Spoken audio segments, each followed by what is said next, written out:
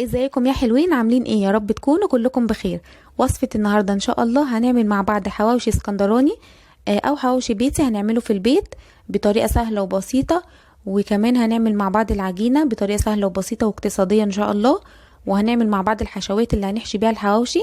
هنعمله بلحمة مفرومة وكمان سجق. تمام. والنتيجة زي ما انتم شايفين، بصوا طري كده معايا خالص، والعجينة طرية معايا وهشة. بصوا السندوتش كده في ايدي او الرغيف بتاع الحواوشي طاري معايا ازاي، والحشوه كده فيها من جوه حلوه قوي وطعمها كده جميل.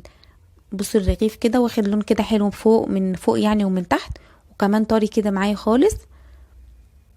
زي ما انتوا شايفين كده العجينه يعني ما شاء الله طريه كده معايا خالص، وطعمه كمان حلو.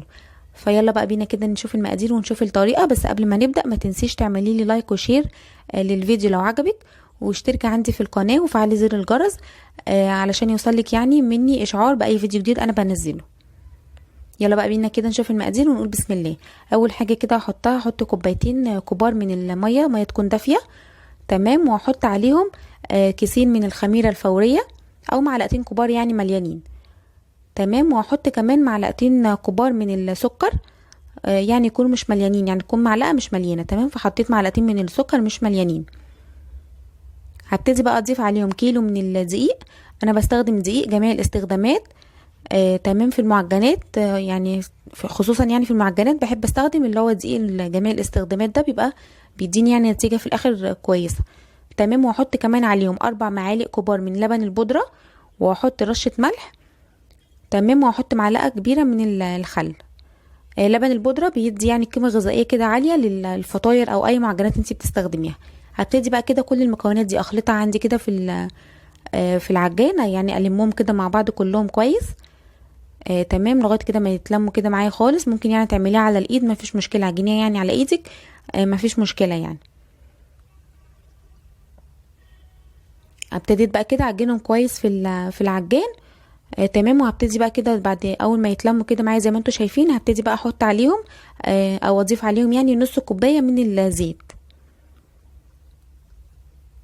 بس طبعا لو انت هتعمليها يعني على ايدك، هتعجني العجينه على ايدك، الزيت نص كوبايه الزيت ما تضيفهمش كلهم مره واحده، حطيهم كده بالتدريج يعني شويه شويه.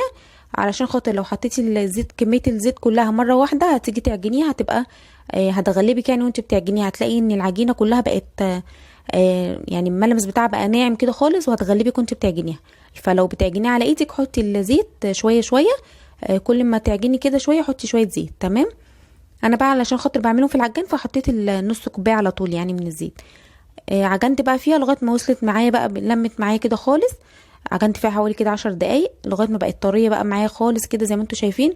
وبصوا بقت تحس ان هي بتشد كده حاجه بسيطه.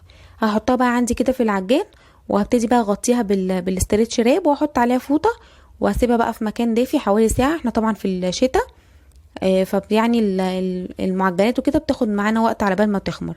فعلشان كده حطيت عليها المعلقه من الخل بيساعد ان العجين يخمر معايا كده بسرعه، خصوصا يعني ان احنا في شتاء والجو بقى ساقع. هسيبها بقى تخمر. في الوقت ده هكون انا بقى بعمل الحشوات اللي هنحشي بيها الحواوشي. حطيت بقى كده حوالي مكعبين او 3 كده من الزبده. تمام. وهبتدي بقى احط عليها كده نص كيلو من اللحمه المفرومه. تمام. وهبتدي بقى كده اشوحها عندي، اشوح اللحمه كده كويس. يعني هنعمل عصاج كده عادي زي اللي احنا بنعمله. ممكن يعني تعملي كده زي ما انا بعمله، او يعني تحمري تحطي الاول البصل يدبل معاكي، وبعد كده تحطي اللحمه المفرومه. تمام. بس انا النهارده هحط كده اللحمه المفرومه الاول اشوحها كده في الزبده، وبعدين هبتدي اضيف عليهم البصل. هما الطريقتين كويسين وحلوين. انا بعمل يعني بعمل ساعات كده وساعات كده، لكن الطريقه ديت بصراحه بتبقى حلوه، بتخلي ان طعم البصله او البصل اللي هتحطيه بيخلي طعم كده اللحمه المفرومه بتكون حلو، او اللحمه العصاج يعني طعمها بيكون حلو. بس طبعا الطريقتين حلوين، وانا بجرب الاتنين على طول يعني، بعمل دي او دي. المهم بقى كده حطيت اللحمه المفرومه وقعدت بقى كده اشوح فيها في الزبده بقى كده كويس. ويعني اول ما تحطيها اقعدي كده شوحي فيها على طول، ويعني عشان تتفرفط كده من بعضها ما تبقاش فيها كتل يعني.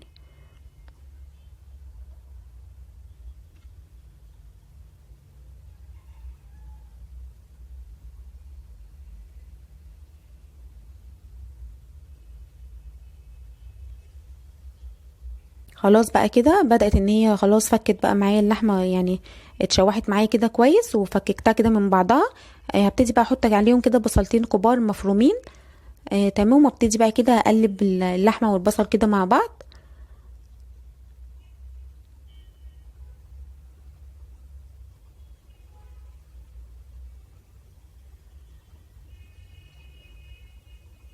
زي ما انتوا شايفين بقى كده بشوح البصل كده بقى مع اللحمة. تمام، هبتدي بقى كده اضيف عندي بقى التوابل بتاعتنا. هحط بقى كده ملح، وهحط كمان فلفل اسود. تمام، وهحط كده رشة من السبع بهارات، وهحط كمان رشة من القرفة. رشة كده بسيطة، يعني القرفة بتدي كده طعم حلو قوي في اللحمة المفرومة. بس هبتدي بقى كده اقلبهم كلهم مع بعض.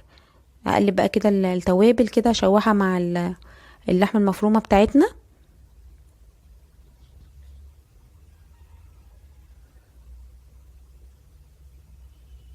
وهبتدي بقى كده اضيف عليهم فلفل رومي. تمام، مقطعه كده حوالي 2 فلفل يعني رومي، وكمان فلفل اخضر لو حابه يعني ان هو يبقى معاكي حراق كده. انا حاطه واحد بس، مرضتش يعني احط كتير علشان ما يبقاش يعني حراق وكده على البنات.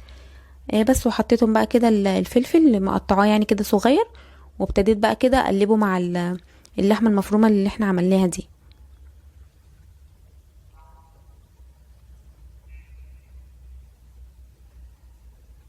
هفضل بقى كده اقلب فيها ولغايه بقى اسيبها يعني لغايه كده ما تستوي، وبعد كده هطفي بقى عليها.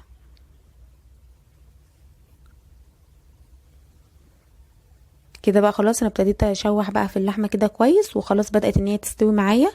هطفي بقى كده عليها خلاص.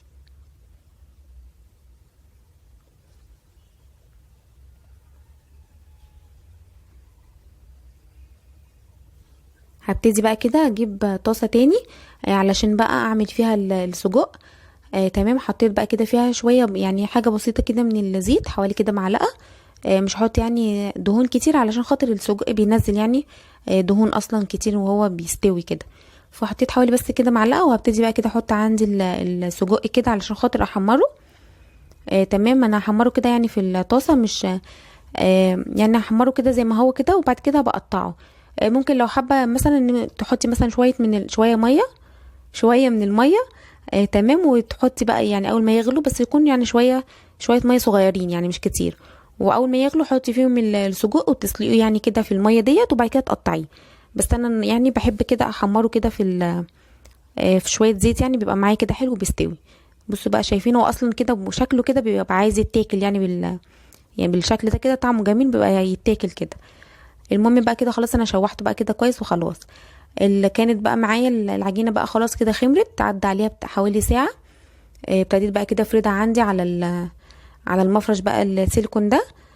تمام، وهبتدي بقى كده اقطعها لقطع كده بقى صغيره، علشان خاطر ممكن يعني القطعه دي انت بتتحكمي فيها، عايزه ان الحواوشي يبقى معاكي كبير او صغير زي ما انت حابه. تمام، فانت تقطعي زي ما انت حابه الحجم بتاع الحواوشي معاكي قد ايه.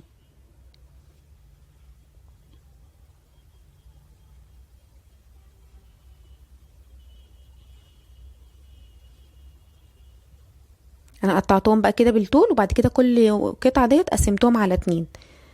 تمام، هبتدي بقى كده اكور يعني كده، امسك كده كل واحده واكورها كده كويس زي ما انتوا شايفين، وابتدي بقى كده اسيبها ترتاح برضو شويه كمان، علشان خاطر احنا حاطين ايدينا فيها يعني في العجينه. فطبعا هيبقى خرجنا منها الهواء وكده، فلازم نسيبها ترتاح كده شويه.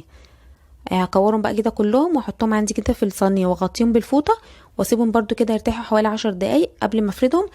كمان بتخلي ان لما نيجي نفردهم بتتفرد معايا كده بسهوله، ما تغلبناش واحنا بنفردهم يعني. بص اول واحده بقى كده وانا بفرد على بال ما خلصت الباقي كانت بدات ان هي تخمر كده معايا تاني، فاسيبهم برضو يرتاحوا شويه، وبعد كده ابتدي بقى ان انا افردهم. انا عملت حوالي 20 يعني قطعه من العجين. تمام، هبتدي بقى كده اخد بقى كل واحده وافردها بقى كده بالنشابه كده او بايدي، كان مفيش مشكله، بس افرديها يعني بالنشابه عشان خاطر تتفرد معاكي كده كويس. احاول يعني ان انا افردها كده بالطول وبالعرض كده، افردها كده كويس. تمام، علشان خاطر احط بقى فيها كده الحشوه اللي احنا هنحشي بيها. هبتدي بقى كده احط اللحمه المفرومه او السجق بقى زي ما انت حابه، احشي بقى كده اهوت الحواوشي يعني بتاعك. حطيت بقى كده اللحمه المفرومه تمام، وفي النص بس يعني احاول ان انا ما اوصلهاش للطرف، علشان لما اقفل الطرف التاني عليها اعرف ان انا اقفلها كويس زي ما انتوا شايفين كده. وابتدي بقى كده بصباعي امسك كده طرف العجينه واقفله كده كويس على بعض.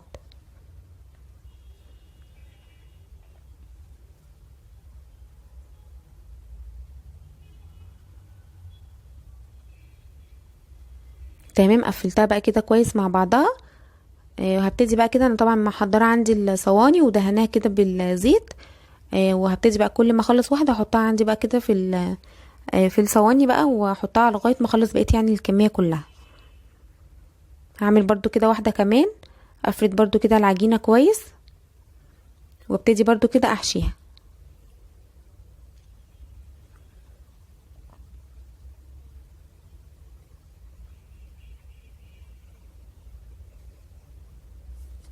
هحشيها برضو دي كده بالسجق كده.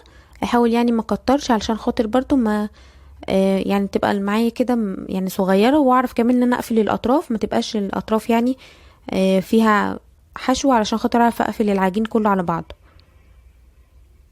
بقفله بايدي يعني كده عادي خالص، ما فيش يعني، سهله كده على طول اقفلها كده بايدي، وعلى طول كده بتبقى اتقفلت يعني معايا. وممكن كمان اعمل كده افرد اتنين مع بعض، زي ما انتوا شايفين، افرد يعني قطعتين من العجين افردهم كده، واعمله زي رغيف بقى كده كبير. احط بقى كده الحشوه برضو في النص، بس برضو ما اوصلهاش للاطراف، اهم حاجه. تمام. وامسك بقى القطعه من التانية اللي انا فردتها واحطها برضو كده عليها من فوق.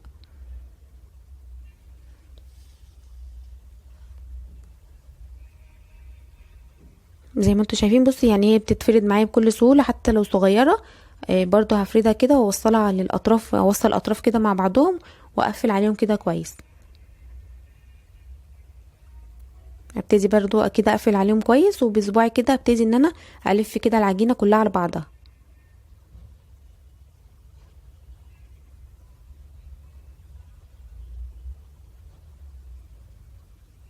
هخلص بقى كده كل الكميه اللي انا عاملاها بتاعه العجين. تمام. وابتدي بقى كده هسيبهم يعني برضو يرتاحوا حوالي ربع ساعه كمان. بصوا شايفين بقى العجينه ما شاء الله كده خمرانه، والهواء بقى بصوا داخل فيها، ده ان شاء الله ما تدخل معايا الفرن يعرفك ان هي تطلع معاكي كويسه باذن الله. هسيبهم بقى كده خلاص، حطيتهم بقى، اخلص كده كل الكميه واحطهم في الصينيه، واسيبهم برضو يخمروا حوالي ربع ساعه تاني او يرتاحوا كده ربع ساعه كمان.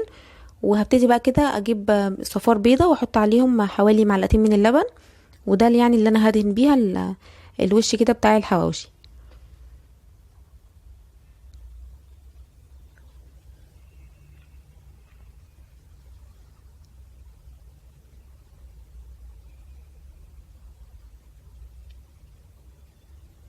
طبعا انا عامله صينيتين كمان برضو يعني، بس كنت سايباهم يخمروا علشان دلوقتي كنت عاملاهم الاول، فكانوا خمروا معايا الاول، فقلت ادهنهم وادخلهم الفرن لغايه ما الصينيتين يعني التانيين يرتاحوا معايا لربع ساعه كمان.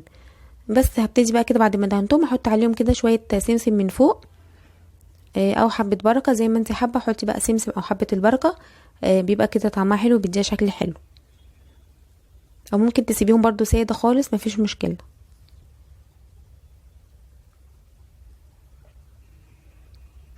طبعا بقى الفرن انا مشغلاه على درجه حراره عاليه. تمام، علشان خاطر بقى يسخن معايا على بال ما ادخل الفطاير وكده، يكون الفرن معايا ساخن. تمام.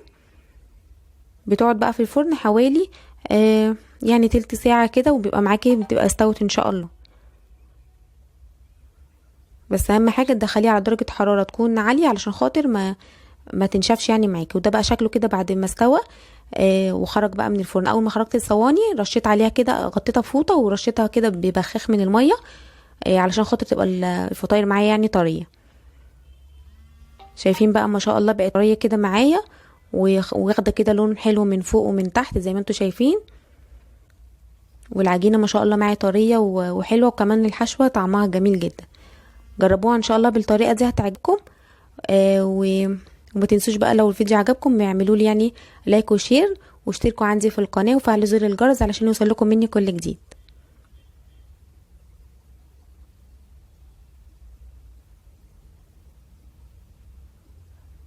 بصوا بقى العجينه طريه قوي معايا كده، وبتنفع كمان الوصفات دي بتنفع كمان للمدارس. تحطيها يعني كده في اللانش بوكس للاولاد، بتبقى برضو طعمها كده حلو.